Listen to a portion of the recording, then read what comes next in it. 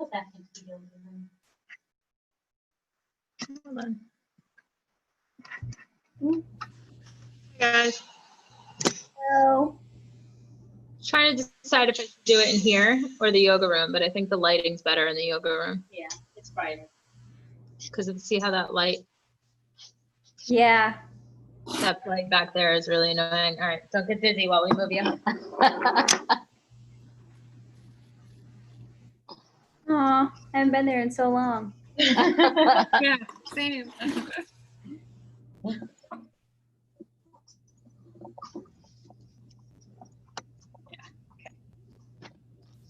Lighting's just better in here. Hi, hi. Chair. You got a chair?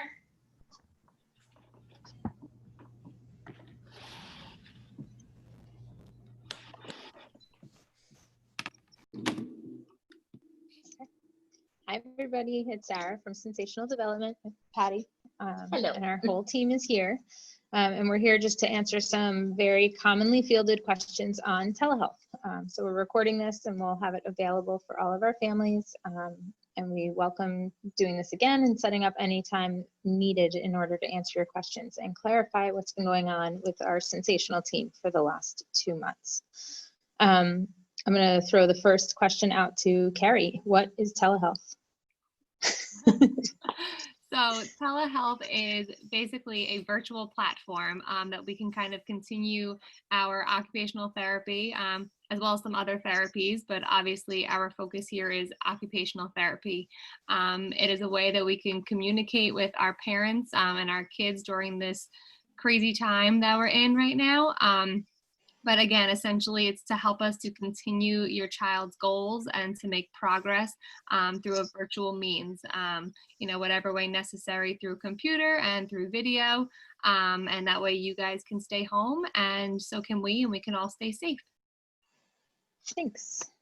All right, another common question is, what technology do I need to do telehealth? Jill? Miss Jill?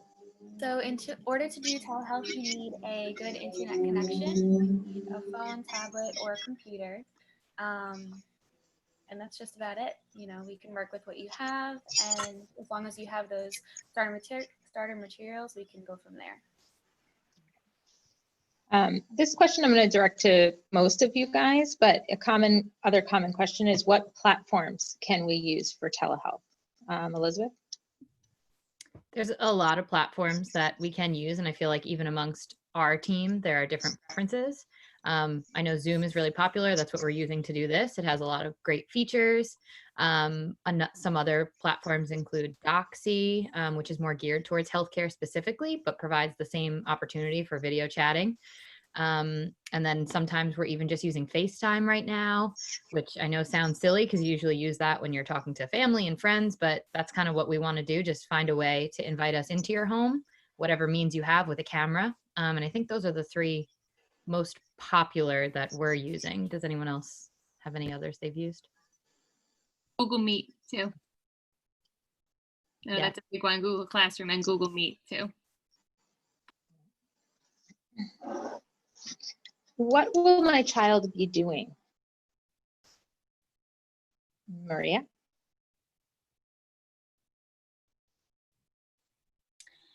So before a session, we might email the parents ahead of time to let them know to gather some materials for an activity we have planned. And then we will want them to engage in those activities with the help of the parents or the caregivers, which could range from working on fine motor skills such as handwriting or fine motor crafts. We can use basically anything that's in your home if we are creative. So we can, you know, we can build obstacle courses in your home using what you have, even if it's as simple as pillow cushions, and just getting them to move and work on sensory processing skills, self-regulation, gross motor movement, and yeah, have fun with what you guys have in the homes. Another really common question that we get, especially for the younger set, is, I don't think my child can sit and attend to a computer screen. Carrie? That's okay. I think that's a big, misconception that the parents are very nervous that I'm going to expect your child to sit and stare at me on the screen for 30 minutes straight. And, let's face it, that's just not possible, even for older children. So especially the younger ones, we encourage play. We learn a child's occupation is play. So we learn through play, they learn through playing.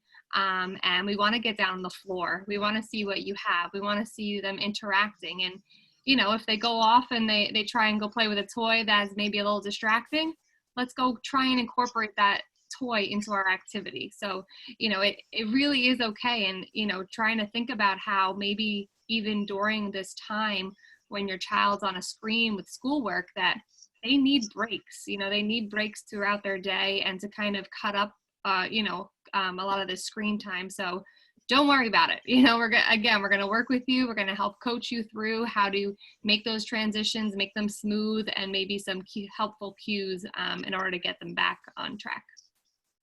And I think I'd like to add something to what Carrie just said. Is so many of our kids don't have good upper body strength. They don't have good core strength. They have some difficulty with bilateral coordination. And truthfully, you can't work on those things when you're sitting in front of a computer screen, but you certainly can when you get the child up and moving. Just doing simple things, like crawling on the floor, or imitating an animal. You're doing a lot of weight-bearing activities which are going to help to improve the child's strength. And also help to improve body awareness. So I think the movement activities are a great, and it's a great opportunity for the parent to see what kind of movement activities you can do at home that will help your child with bilateral coordination, motor planning, and strength. I also think that no matter where we're meeting a child or working with them, the first couple sessions are always about building rapport where that child's at. And so even though some of these kids we might have worked with before, it's building rapport again in a new way, which would happen if we changed context, whether it was virtual or in person. And that's what we're trained to do, to meet the child where they're at and get them engaged. So I've had a lot of sessions where kids weren't at first, and then it became a give and take of them telling me things I had to do in my room and telling me I had to do somersaults or bear crawls. And now we're 3 sessions in and accomplishing so much in 25 minutes or 30 minutes or whatever that looks like. Anybody else have anything to add? And I would like to add one more thing that you made me think of, Elizabeth. Building that rapport is really critical. And what a parent might see maybe with the first session, maybe with the second session, that the child isn't sitting as well, maybe isn't as focused. But don't let 1 or 2 sessions determine how all the remainder of the sessions will be. Because as Elizabeth said, you have to build that rapport, you have to know the child, you have to know the house. There's so many things that the therapist needs to learn. So although a session might not work the first time, the second time, it's fine. Just keep going. It's going to happen. And, Miss Carrie and I were talking the other day about ways it can almost be different, where if it is distracting or the child's having trouble, maybe we could have access, or the parent could have access to a Bluetooth, headset, an earbud, so that the therapist's voice is in the parent's ear and not the child. And we're coaching the parent. We want to empower parents to almost be our hands and have ways, tools, tips, tricks to implement those therapeutic strategies that we would be trying in the clinic if we were here with them, and figure out how to generalize that into the home setting. Do I need to be present during my child's telehealth session? Jill? So the fact that we're not there and we are such a hands-on profession does require a parent to be present. Of course, depending on the child and the age of the child and what we're currently addressing, but it is very helpful for a parent to be there. That said, thank you so much for doing all of the legwork, just like we were saying, Ms. Sarah was saying. So we really, really appreciate that. That said, when you're there, we can teach you these therapeutic techniques, what to use in your home. So when I'm explaining something to you, you're able to do it at home, and I'm able to see what you have at home rather than kind of just seeing you and say like, okay, have your child lay on his stomach when he's you know, playing with this game, but then I can be specific, or we can do it together. And then you can build from there and really build it into your daily routine. A lot of times too, the kiddos we work with might not have the best safety awareness too. So it's important that you're there and helping and kind of just building a play and learning setting in your home that you can continue to use when things go back to normal. Mm-hmm. And I think what Jill touched on, safety, what's important, because we do serve children ages birth through 21. If we were to work with an older adolescent or a young adult who's able to be home alone, it's still important that there's another human in the house with them, another adult, for safety purposes. Because if something happened, we're only on a computer screen. There's nothing we can do fast enough to be able to help. So we do prefer that there's always someone else in the home in addition to the person that is receiving the telehealth occupational therapy. And I think, Sarah, How do I know? Oh, sorry, Karen, go ahead. Maybe segue that into, you know, about how appreciative we are of the parents' help. But sometimes, you know, we're going to be telling you that we actually don't want you to help the child, that, you know, we want the child to problem solve and figure something out on their own. And I think that's definitely, you know, I have a few parents who admit that, oh yeah, I just wanted to do that really quick, so I did it for them. You know, I helped them put their shoes on. I helped, you know, and that's perfectly fine. But, you know, during a therapy session, we're really trying to have the child work on these skills, you know, break it down, following directions, problem solving. And if we just do it for the child, then they're not building those skills and being able to learn a new skill. So it is really important to listen to your therapist, the cues that they're giving you, and then what they're telling you to tell the child, and not, you know, helping a little bit, not helping too much, and kind of playing that game of, you know, in and out, to best help the child. Agreed. You know, and you can always ask your therapist too, or your therapist might tell you, you know what, I want to see how your child does with this, so we're just not going to help. And I get it. I have kids, but in the clinic here, for all of us, it's hard for us not to help your kids sometimes, you know, to not just drag that mat over so it's under the swing and they're safe, or to help them with figuring out how to get this climber underneath the zip line so that they can reach it properly. And it's taken a lot of training and a lot of practice for us to be able to do that. So we totally understand when there's parents who just can't help it, and you're so used to being able to help them with writing or a functional task that you're working on. I mean, it's you've helped them since the day they were born, you know, so trying to pull back and kind of like put it in their court can be difficult. But it's important for a parent to learn that, because the only way we learn is by doing. And even ways to cue your child, which your therapist might be able to give you ideas on what language to use to try to elicit your child's ability to do it on their own without doing it for them. What supplies or OT equipment or toys or things do I need to have in my home in order to have telehealth? Anyone? Maria? Well, it's great if you have certain, I guess, typical therapy tools that we like to use, like a TheraPutty is a popular one, but we can try to use anything that you have in the home. So even, like I said before, pillow cushions, we can build obstacle courses. You can use chairs. You can go under your chair, over your chair. You can pretty much do a lot in your home with just what you have, and we'll help you create some of those activities and see what you can do with basically just everyday items that you have in your household. We can find motor crafts, or even just work on hand strengthening with rubber bands, paper clips, pretty much everyday household items, spray bottles, trying to think, even just paper. There's tons that we can do with paper. You can tear paper, you can crumple paper, you can write on paper. Yeah, so I feel like we've been pretty creative. I don't know if anyone has a specific example of something they've used. I've very used creative. Even just plastic cups, stacking cups, working on visual perceptual skills with copying some designs that I would make on my screen, and then doing some downward head bowling, where then you can roll a ball and knock the cups down. So pretty creative, I guess. I don't know if anyone has any other.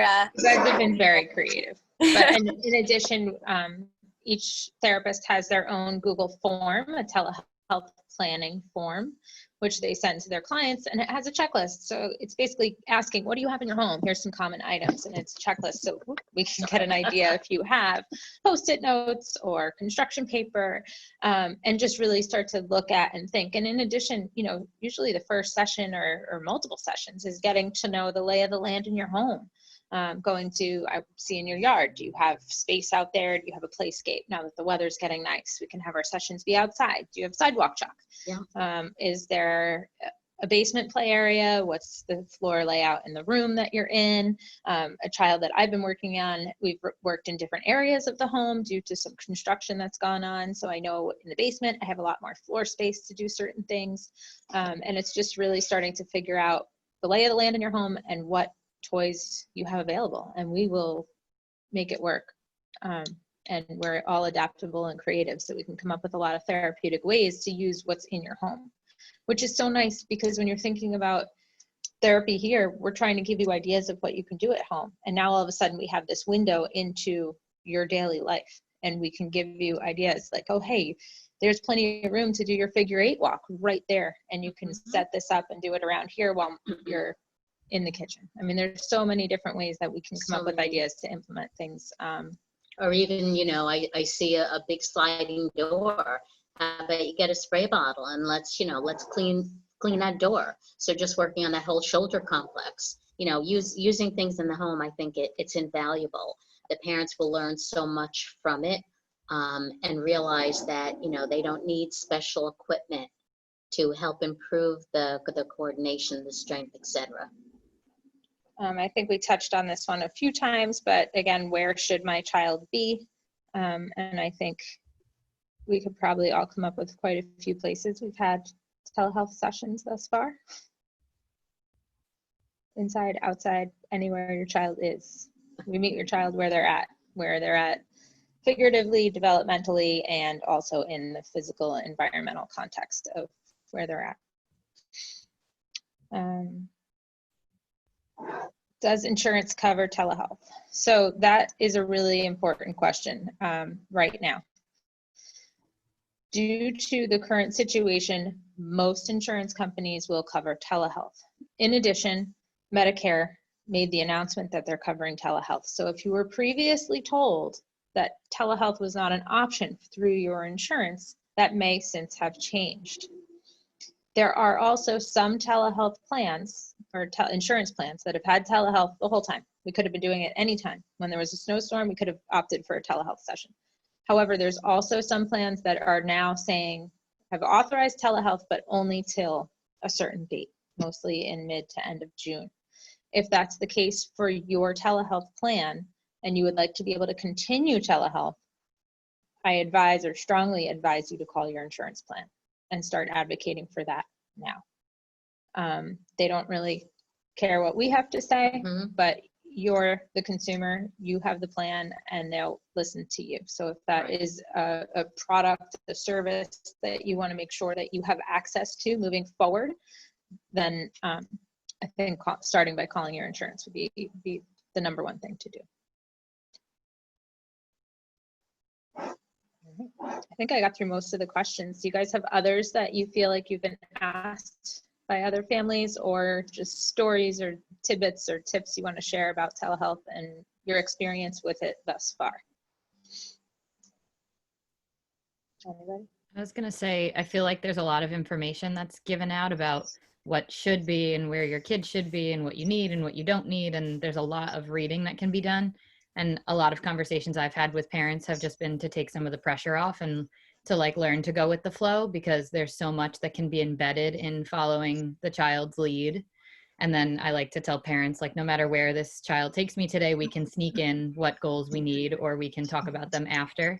And so even if a session, you know, if we followed the Google form and I said, please have X, Y, and Z available for today, and then the child doesn't want to use that, or they bring their superheroes instead, likely they can be used for the same thing. And if not, there's always a give and take. And so to not kind of be intimidated by not knowing, to just Yeah. learn to follow the lead, and we'll work through it together because it's all new for all of us. Sure. Well, then think about how many times we plan in a therapy session in the clinic, and what we planned, we have to scrap. The kid wants nothing to do with it. And so it's the same thing in telehealth too. And I think from what I've been hearing from you guys and from what I've seen, some parents do put a lot of pressure on themselves. And I agree with you that we just need to meet the kid where they're at and not stress about it at all. Care? Yeah, and I was just going to add, just at the end, just a few more benefits, so again, there's no pressure. We're just trying to help you help your child. And I think it's almost easier when we're seeing the child in the home, because now, you were telling us about that behavior that only happened at home, and we never saw it, and we were never able to address it.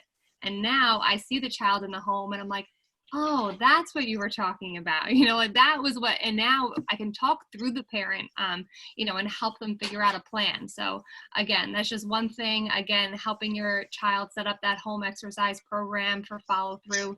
You're using those activities. We're showing you what to do. And it really, I think, makes the carryover a lot easier. So there are just so many great benefits. We miss the clinic a lot, but I think that there's a lot of the things and ways that we can help you guys during this time. And, certainly we plan on opening at some point, following the guidelines of the health department and the government. We will get there eventually. But in the meantime, our phones are manned, and we're here to answer all your questions. Jill, you want to share any experience with telehealth or what your thoughts are on it thus far? Sure. So one of my favorite things is Miss Jill, can I, right? So I have a little girl, Miss Jill, can I draw a rainbow? And then can I draw a bunny? Can I, do my animal exercises? And she's loving it. I mean, I think, for some kids, I'm seeing more gains because they're starting to, do these things in the home environment and realize like, hey, I can, do frog jumps to get to the bathroom in the morning, and then they're getting that movement in. Or we're drawing that rainbow using all of those pre-writing strokes and shapes that we needed to work on anyway, So it's really, really nice, and really including the child in their therapeutic process in a way that we weren't able to do so wholly and so fully before. So I am really enjoying that. I'm really enjoying getting to work with the parents, you guys, a lot more closely, because it's an important relationship and bond and, thing that we can accomplish together, building new goals and strengths and ideas and all of that. It's Maria. Yeah, I just wanted to bounce off that and what we were talking about before.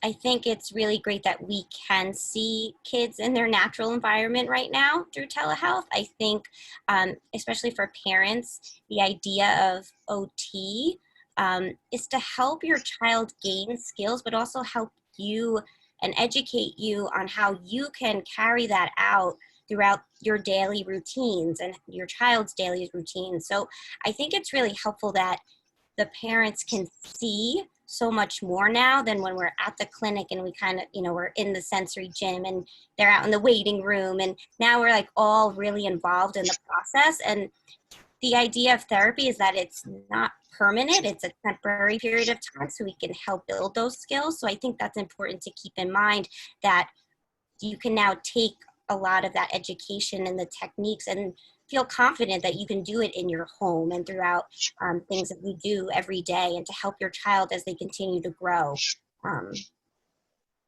from there. And then also to piggyback from before, I think it's really important to keep in mind, going off of parents and how, we don't want them to feel overwhelmed. And when we do if we do plan an activity and we might ask you to get XYZ materials, if we don't use them, that's fine. Like we were saying before, we want to work with your child. So if they gravitate towards something else during that session, that's fine. We'll figure out a way to work on what we still want to work on skill-wise, but using what they want to do. And that's what we want to help parents do and caregivers do, because that's how we're seeing children progress. So even if we plan an activity and they're taking the whole time to stay on step one, and we're not getting past step one because I want them to stop and try to problem solve, that's progress and that's gain. So it's not about, I feel like as OTs, we're not looking at the end product, but we're looking at the process of how to go through that activity or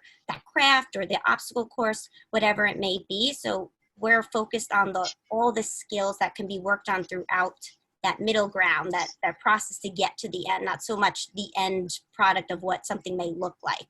So I just wanted to piggyback off that. It's a very good point. All right, well, I want to introduce Miss Amanda, who was mentoring with us for a while and has come to join our telehealth journey and train here. And we'll also be bringing back more familiar faces. Everyone isn't gone. We're just slowly building up our caseloads again and coming up with a plan to get back into the clinic. Ms. Amanda, can you say hi? So I know Hi. And Renee is with us, manning the phones. If you're calling, you will be dealing with Renee. She will get your schedule set and all your paperwork set to you. And then we also welcome Julianne, who is doing her field work with us. It's kind of a crazy time to be starting a 12-week field work, but you might see Julie's face floating through your child's telehealth session. And hopefully you'll get to meet her in the clinic as well when we get back here at some point before those 12 weeks are up. So again, please don't hesitate to reach out to us at any time. We are available on phone, email. We are more than happy to answer your questions and help your child in any way that we can. Thanks. Thank you. Done. Stop.